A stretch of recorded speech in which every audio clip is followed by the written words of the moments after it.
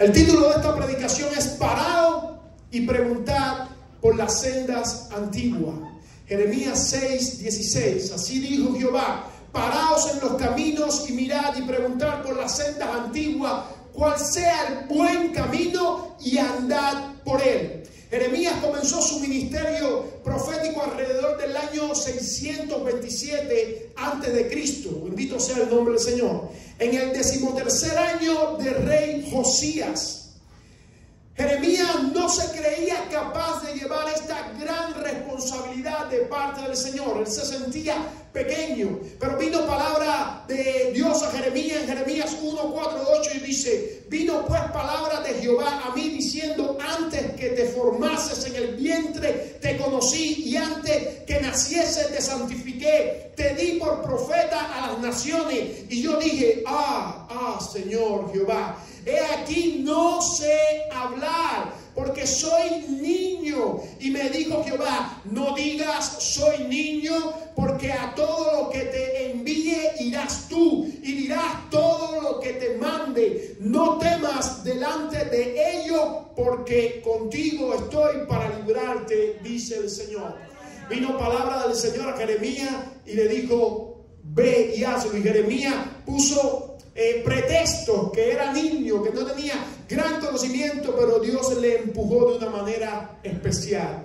Luego aún quería abandonar el ministerio. Jeremías 29 dice de esta manera: y dije: no me acordaré más de él, ni hablaré más de su nombre, dijo Jeremías. No obstante, había en mi corazón un fuego ardiente metido en mi hueso. Alabado sea el nombre del Señor. Y dice en el verso 11: mas Jehová está conmigo como poderoso gigante. De ninguna manera claudicaré, de ninguna manera me apartaré de lo que ha dicho el Señor para mi vida. Resulta que el pueblo de Israel estaba en una decadencia moral y espiritual. El pueblo de Israel se había contaminado con las naciones vecinas. Había adoptado la idolatría de las naciones vecinas y había dejado el camino del Señor y había hecho caminos para él y se había apartado de lo que Dios le había mandado. Dios le recuerda cómo eran especiales para él en Jeremías 2 del 1 al 3. Dice: vino a mí palabra de Jehová diciendo: andad y clamad a los ídolos de Jerusalén, diciendo: así dice Jehová, me he acordado de ti, de la fidelidad de tu juventud, del amor de tu desposorio, cuando andabas en pos de mí en el desierto, en tierra no sembrada. Santo era Israel a Jehová, primicia de su nuevo fruto. Todos los que le devolaron eran culpables, mal venía sobre ellos. El Señor tenía una relación linda de padre a hijo con Israel, y el Señor no quería que ellos se apartasen de él, pero ellos le habían dado la espalda al Señor. Ahí viene el Señor reclamando ahora ¿por qué ellos no le habían sido fiel? Dice Jeremías 2, 4 y 7: oíd la palabra de Jehová, casa de Jacob, y todas las familias de la casa de Israel. Así dijo Jehová: qué maldad hallaron en mí vuestros padres, que se alejaron de mí y se fueron tras la vanidad y se hicieron vano, y no dijeron: ¿dónde está Jehová, que nos hizo subir en la tierra de Egipto, que nos condujo por el desierto, por una tierra desierta y despoblada, por tierra seca y de sombra de muerte, por una tierra por la cual no pasó varón, ni allí habitó hombre? Y os introduje, dice el Señor, a tierra de abundancia, para que comiese su fruto y su bien. Pero entrasteis y te contaminaste en esa tierra y te hiciste abominable a mí, dice el Señor. ¿Por qué? ¿No preguntaste quién fue quien te tomó por la mano en el desierto y te metió en la tierra prometida y comiste frutos buenos, y aún estando allí en la tierra prometida, dice, te contaminaste, adoptaste, dice el Señor, las religiones paganas, ídolos paganos, dice, fornicaste contra mí? La relación del Señor la compara con una relación de matrimonio y dice, adulteraste, fornicaste contra mí con los ídolos de las otras naciones.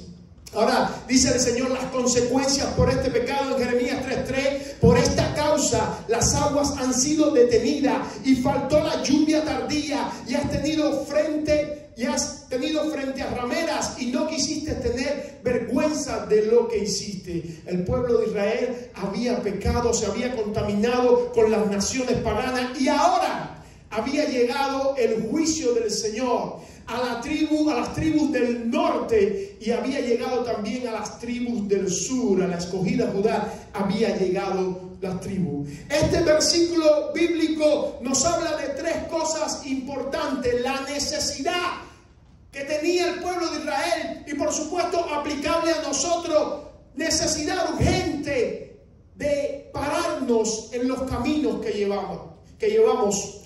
Dos, vamos a estar hablando también de la demanda. ¿Qué Dios quiere? ¿Cuál es el camino que Dios quiere para nosotros? Y tres, ¿cuál es la bendición que obtenemos al transitar el camino del Señor? El verso comienza con la frase: así dice Jehová. No es una palabra de hombre, no es un escrito de Jeremías, es palabra del cielo a través de Jeremías diciendo: así dice Jehová. Hay una necesidad inmediata de pararnos en lo que estamos haciendo. El pueblo de Israel había dejado de considerar cuán bueno había sido el Señor con sus padres, y ahora estaban introducidos en todo tipo de cultos idolátricos. Y el Señor les dice: párense. De esa misma manera nosotros hoy nos hemos alejado de la sincera fidelidad a Dios, y hay una palabra vigente a través de la Biblia y por medio del Espíritu Santo de parte de Dios que nos dice: párense en los caminos que están andando. La palabra dice: paraos en los caminos. Nótense que son varios caminos, y dice, y pongan atención a un camino, es solo un camino. El Señor advirtió por medio de Jeremías antes que viniera esta palabra, diciéndole al pueblo: porque me han dejado a mí fuente de agua viva, y han cavado para sí cisternas rotas que no retienen en el agua. Jeremías 2, verso 13, dice el Señor al pueblo: me han dejado a mí la verdadera fuente de agua viva, y han cavado para ustedes cisternas rotas que no tienen agua. Las cisternas tienen tres características. El agua se contamina porque está estancada. La presencia de Dios, el Espíritu Santo, es comparado como un río porque fluye y siempre hay claridad en esas aguas, siempre están limpias. Pero las cisternas se contaminan porque el agua está estancada. Las cisternas, el agua se seca o evapora por el sol y el vapor que hace. Y número 3, las cisternas pierden el agua por la expansión y contracción de la tierra. Se va el agua y se pierde. Por tanto, las cisternas tipifican nuestros propios esfuerzos de hacer caminos que nos agraden a nosotros mismos. Cada hombre tiene una crisis existencial en su vida, un hueco, un vacío que busca llenar. Y esa cisterna es los medios que busca el hombre para llenar ese vacío. Hombres que confían en otros hombres, hombres que confían en religión, hombres que confían en el dinero, hombres que confían en la política, hombres que confían en la religión. Pero déjame decirte, ni el dinero, ni la política, ni otros hombres, ni estructura, ni iglesia llenan el vacío existencial que tenemos. El único que llena el vacío existencial que tenemos es nuestro Dios. Dios les reclama que ellos tenían una relación de intimidad con Él como Padre. Cuando le dijo: han dejado mi camino, dice: ustedes tenían una relación conmigo de intimidad como Padre. Jeremías 3:19. Yo preguntaba: ¿cómo os pondré como hijo y os daré la tierra deseable, la rica heredad de las naciones? Y dije: me llamaréis Padre mío y no os apartaréis de en pos de mí. Ellos eran hijos del Señor. Dios reclama que en medio de ellos había un liderazgo corrupto. El sacerdocio se había corrompido. Jeremías 6:14. Y curan la herida de mi pueblo con liviandad, diciendo: paz, y no hay ninguna paz.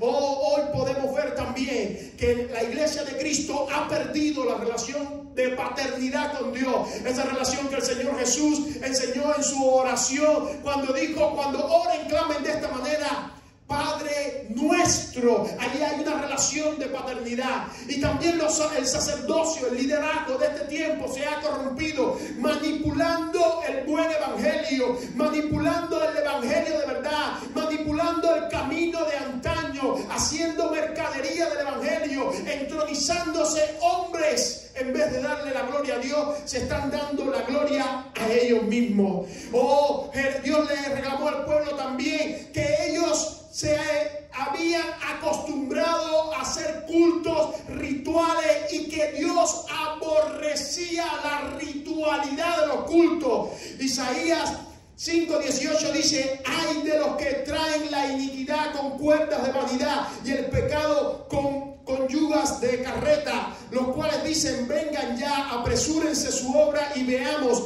acérquense y venga el consejo del Santo de Israel. Para que lo sepamos, ellos querían escuchar el consejo de Dios, iban, fornicaban con los ídolos paganos, vivían los caminos de las naciones paganas y después iban a consultar al Señor para que Dios le hablase. Un profeta contemporáneo a Jeremías se levanta y dice Isaías en el 29:13, un texto que conocemos de memoria: ¿por qué este pueblo se acerca a mí con su boca y con sus labios me honra, pero su corazón está lejos de mí y su temor de mí no es más que mandamiento de hombre que les ha sido enseñado? ¿Puedes ver eso hoy? Que la gente llega al Señor y le honran con su boca, pero su corazón está lejos de Dios, y temen a Dios por mandamientos de hombre, pero no porque han tenido una revelación directa con el Señor. Dios le está reclamando al pueblo todo eso. Osea finalmente se levanta y dicta la sentencia de esa posición y dice: mi pueblo fue destruido porque le faltó conocimiento. Por cuanto desechaste el conocimiento, dice el profeta Osea, yo también me olvidaré de vuestros hijos. Hay un llamado a pararnos en los caminos del Señor. Hay un llamado a analizar de la manera que estamos viviendo. Usted puede ver el reclamo de Dios diciéndole al pueblo: mira tu pasado, mira la relación que tenía contigo de padre e hijo, mira a tus líderes que están contaminados, mira la forma litúrgica que has adoptado, que me honras de labio, pero no con tu corazón. Analiza los caminos por donde estás transitando. Esa palabra hoy es para la iglesia también. Nosotros tenemos que analizar los caminos por donde estamos transitando. Tenemos que preguntarle al Señor si lo que estamos haciendo está bien hecho, si lo que estamos haciendo es de agrado delante de Él. Bendito sea el nombre del Señor. Tenemos que pararnos y tenemos que preguntar por el buen camino, por el camino que agrada a Dios, por el camino que nos lleva a Dios, por el camino que nos hace tener esa relación de amistad y de intimidad con el Señor. Tenemos que preguntar por las sendas antiguas. No es por las cosas viejas, es por la senda antigua. Bendito sea el nombre del Señor. Es por cuál es el verdadero camino. Puede ver usted el contraste: parados de vuestros caminos y preguntar por el buen camino. Hay un solo camino por el cual podemos transitar. Hay una sola senda antigua. El texto nos exige a una reflexión, a una meditación, a pararnos y entender qué Dios quiere para con nosotros. Proverbios 14:14 dice: de su camino será hastiado el necio de corazón, pero el hombre de bien estará contento con el suyo. Mire, si usted está transitando muchos caminos, dice que va a haber hastiedad en ese transitar de muchos caminos. ¿Por qué, pastor? Porque hay un solo camino que puede llenar el alma y el corazón. Y es el camino de la senda antigua, el camino que nos acerca a nuestro Dios. Para saber cuál es la senda antigua, no tenemos que remontarnos a la historia de Israel y hacer un análisis exegético de cómo ellos vivían o cómo estaban transitando en el desierto. No, es un solo camino que atraviesa desde el Antiguo Testamento al Nuevo Testamento, y ese camino lo podemos ver reflejado en los inicios de la iglesia de Cristo. Vamos al libro de los Hechos y podemos ver cuál es ese camino del Señor.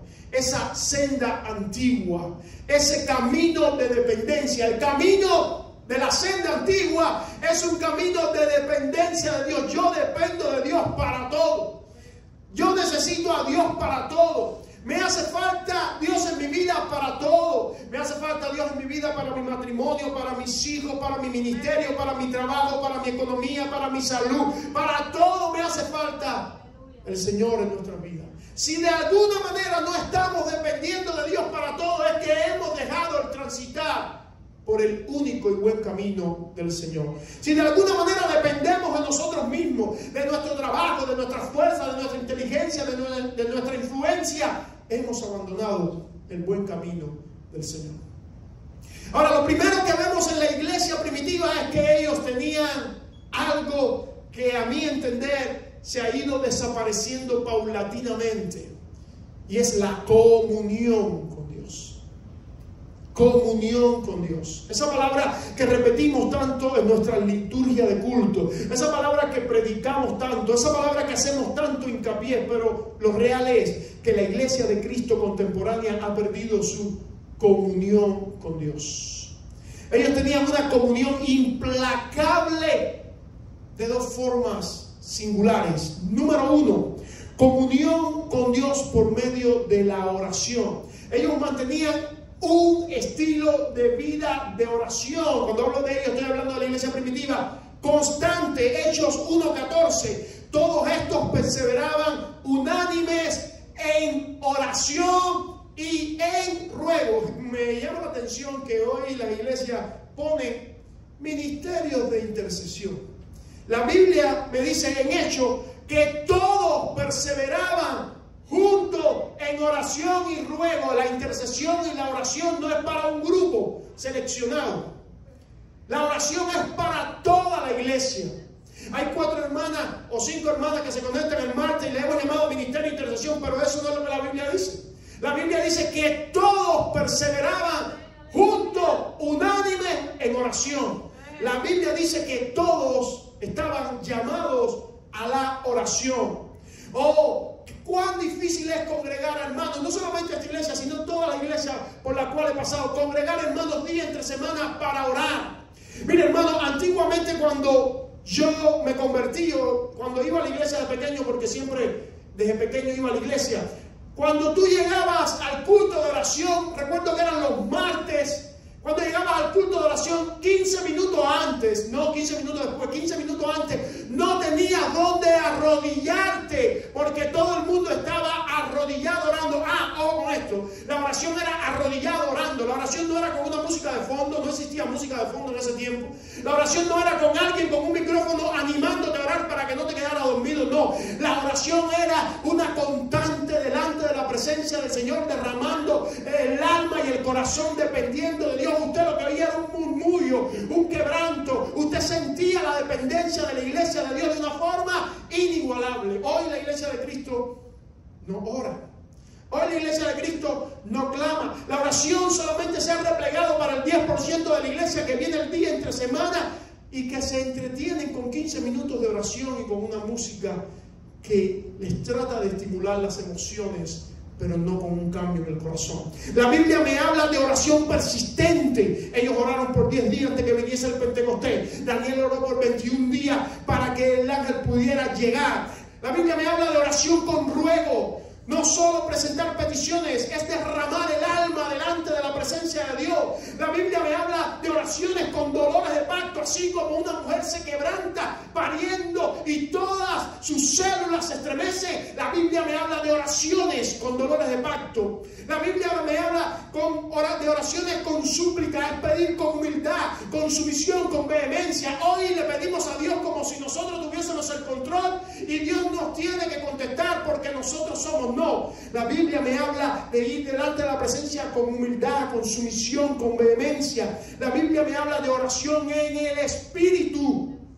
Oraciones que yo hago en mi espíritu se conecta con el Espíritu de Dios y de una manera especial hay una conexión, oraciones en el Espíritu Santo de Dios. Ellos tenían comunión con Dios también por medio de la palabra de Dios, de la Biblia. Ellos consumían Biblia, ellos sabían Biblia. Hechos 2:42 dice, y perseveraban en la doctrina de los apóstoles, es decir, en la palabra del Señor. Ellos comían palabra de Dios, ellos ingerían palabra de Dios. El primer sermón de Pedro, aleluya, podemos leer: varones hermanos, era necesario que se cumpliese las escrituras. El primer sermón no llevaba una idea de Pedro, estaba citando las escrituras. Era necesario que se cumpliese las escrituras, que el Espíritu Santo habló antes por boca de David acerca de Judas, que fue guía de los que prendieron a Jesús. Porque está escrito en el libro de los Salmos: sea hecha desierta su habitación y no haya quien more en ella y tome otros oficios. Pedro no solo usa la Biblia antes del Pentecostés, cuando estaba esperando el Espíritu Santo, sino que también la usó después del Pentecostés para predicar. Predicó de esta manera: mas esto es lo dicho por el profeta Joel, en los postreros días, dice Dios, derramaré mi espíritu sobre toda carne. La senda antigua es consumir Biblia, es leer Biblia, es aprender Biblia, es memorizar Biblia. Amados hermanos, hay personas que se llaman cristianos y no han leído ni una vez la Biblia. No la han leído. Usted le pregunta por Miqueas y dice: ¿y ese quién es? Usted le pregunta por Nahum y dice: ¿y ese de dónde salió? Amado hermano, vivir la senda antigua es consumir Biblia, no es consumir la predicación de un hombre, no es consumir el sermón en internet o en YouTube. No, es Biblia. Quien cambia el corazón, la forma de pensar y el estilo de vivir de los hombres es la Biblia. La Biblia es la palabra de Dios, la revelación de Dios a nuestras vidas. No hay nada mejor, no hay nada que alumbre más, no hay nada que guíe más que la Biblia. El primer libro impreso en una biblioteca, el libro más difuminado, el libro con mayores copias de todos los libros. Escuchen esto ahora: el bestseller de todos los años. Bestseller quiere decir el más vendido de todos los años, año por año. El libro que más se vende es la Biblia. El libro que, a pesar que tuvo 40 autores en 1600 años de temporada de escritura, que no se conocieron unos a otros, no se contradice por una sencilla razón: porque es la palabra de Dios. Entonces, si es la palabra de Dios y es la manera que Dios me habla a mí, y yo diría más, es la única manera que Dios me habla a mí, yo tengo que consumirla. Pastor, también el Señor me habla por medio de los predicadores, pero cuando los predicadores usan la Biblia, cuando no usan la Biblia, Dios no te habla. Quien te está hablando son las emociones de un hombre o la psicología de un hombre. Hay que usar la palabra del Señor. Por eso muchas veces cuando yo predico, ustedes ven que es lectura de la palabra y lectura de la palabra, porque mis palabras no cambian. Lo que cambia nuestra vida es la palabra de nuestro Dios. Ellos vivían también teniendo comunión con los hermanos, no solamente teniendo comunión vertical con Dios, sino que tenían comunión los unos con los otros. Hechos 2:44, todos los que habían creído estaban juntos y tenían en común todas las cosas. La iglesia, perdona que le diga esto, amado hermano, ha perdido la comunión los unos con los otros. No, pastor, no diga eso. Si yo me llevo bien con el hermano, cuando viene el domingo a la iglesia yo me pongo contento, le beso y le abrazo. Sí, pero usted no sabe nada de ese hermano el resto de la semana. No se preocupa por ese hermano el resto de la semana. Si se muere o no se muere, usted ni le interesa. La iglesia, en sentido genérico, y con eso me estoy incluyendo yo también, hemos perdido la comunión los unos con los otros. Jesús tomó mucho tiempo de su ministerio para enseñarnos: amaos los unos a los otros, orar los unos por los otros, visitados los unos a los otros, sobrellevar las cargas los unos a los otros, perdonados los unos a los otros. Y así puedo estar aquí toda la tarde mencionando frases que Jesús dijo los unos a los otros. Hechos capítulo 2, 4, 32. Y la multitud de los que había creído era de un corazón, un alma, y ninguno decía ser suyo propio nada de lo que poseía, sino que tenían todas las cosas en común. ¿Usted sabe lo que hacían? Iban, vendían sus casas y traían el dinero para la necesidad de todos los de la iglesia. Yo no te estoy diciendo que vayas para tu casa y vendas tu casa y traigas el dinero para acá. No, para nada. Yo te estoy diciendo que tiene que haber una fibra en tu corazón que se mueva por la necesidad de un hermano que está pasando necesidad, de una persona que está atravesando por una circunstancia. Yo agradezco muchísimo a los hermanos que han tomado su tiempo, su carro, su economía para ir a buscar a otros hermanos. Mire, hermano, yo lo agradezco de corazón y no les estoy mandando, yo lo hago. Mira, ahora mismo yo busqué un hermano que vive en Hialeah, venía correteando por ir para acá, pensaba que no iba a llegar a tiempo, porque eso es pensar en las otras personas. Algunos se puede pensar, ir a buscar a una persona que vive allá, esa persona tiene necesidad y hay que irla a buscar. Y hay que acercarla a la familia del Señor y tiene que sentir el amor de Cristo en nosotros. La senda antigua es que tengamos comunión los unos por los otros, que nos interesemos los unos por los otros. Eso que yo pongo ahí en los teléfonos no es como una parte más del culto, es por este punto. Tenemos que preocuparnos los unos por los otros. Muchas veces usamos mal la frase, hermano, voy a orar por ti. No, hermano, hay ocasiones que no lleva oración, hay ocasiones que lleva servicio. Tu hermano está hospitalizado y necesita un transporte que lo mueva de un lugar a otro porque no tiene transporte. Ese hermano no necesita que usted ore, ese hermano necesita que usted ponga su carro a su disposición. Si su hermano está hospitalizado y no tiene nada que comer, ese hermano necesita que usted le lleve un plato de comida. Esa es la senda antigua. La senda antigua era una senda que estaba llena del poder de Dios. No se vayan de Jerusalén hasta que no venga sobre vosotros el Espíritu Santo de Dios y recibiréis ¿qué? Poder. Hoy oímos por todas las partes, por todas las redes sociales, que los dones no están en funcionamiento, que el poder de Dios no está en funcionamiento.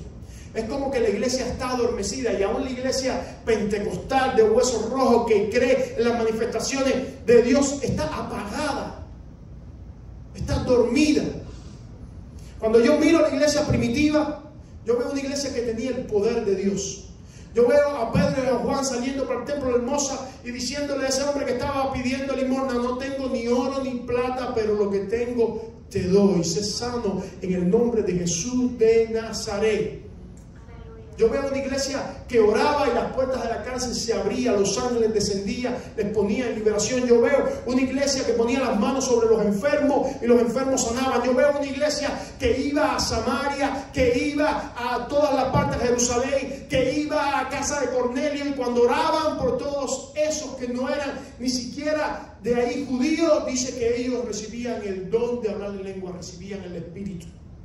Yo veo una iglesia que estaba llena del poder de Dios. Yo no sé si tú estás orando hoy para que la presencia de Dios se manifieste, pero déjame decirte algo: de la única manera que la iglesia se va a abarrotar, se va a llenar, es que el poder de Dios se manifieste de una forma especial, que vengan las personas necesitadas y que el Espíritu Santo de Dios cambie su corazón, transforme sus vidas, le haga arrepentirse de pecado, sane sus enfermedades. Necesitamos el poder de Dios. Y ahora, ese poder no era para alarde personal. Ese poder era para el cuarto punto o el tercer punto de la senda antigua. Era para predicar el reino de Dios. Y recibiréis poder cuando haya venido sobre vosotros el Espíritu Santo, y me seré ¿qué? Testigo. Otra de las cosas que hemos perdido de la senda antigua es el compromiso de la misión de Cristo. ¿Sabe cuál es la misión de Cristo? Toda autoridad me es dada en el cielo y en la tierra. Y esa es la misión. Y hacer discípulos, bautizándolos en el nombre del Padre, del Hijo y del Espíritu Santo, enseñándoles, no solamente que le predique, es que les enseñe que guarden todas las cosas que yo he dicho. Y yo estaré con vosotros todos los días y hasta el fin del mundo. La iglesia ha perdido el compromiso, la responsabilidad de predicar el Evangelio del Señor.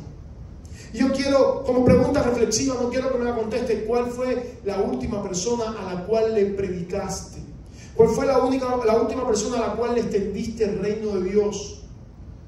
La iglesia ha perdido ese compromiso y hemos dejado ese ministerio para un grupo de evangelismo o el pastor que se encargue de eso. No, era y recibiréis poder todos y me seréis testigos todos. ¿En dónde? En todas las partes. No es ser testigo aquí solamente el domingo en la iglesia, es ser testigo en todas las partes donde estemos, en nuestro trabajo, en nuestra escuela, en nuestra casa, en nuestro vecindario, donde quiera que vayamos de visita, aunque sea por un día, tenemos que ser testigos del poder de Dios.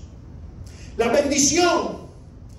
Les hablé primero de la necesidad de pararse de los caminos, después de la demanda de andar por el único camino que es la senda antigua, y ahora la bendición. ¿Cuál es la bendición? ¿Cómo termina el versículo? Y hallaréis descanso para vuestras almas.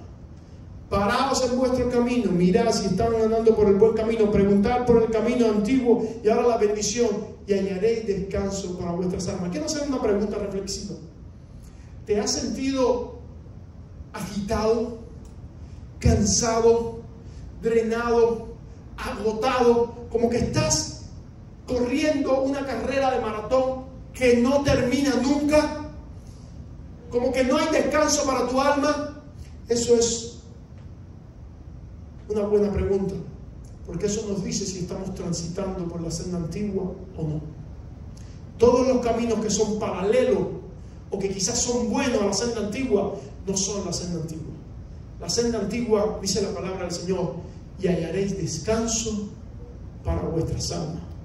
Tú puedes tener las actividades que tengas, puedes tener el trabajo que tengas, pero tu alma tiene descanso, tiene refrigerio, tiene paz, tiene ministración de parte del Señor. Dios nos está llamando, no a una persona. Este mensaje no es unipersonal, este mensaje es como cuerpo de Cristo, incluyéndome a mí, me lo estoy predicando yo mismo. Este mensaje es para la iglesia. Necesitamos volver a las sendas antiguas.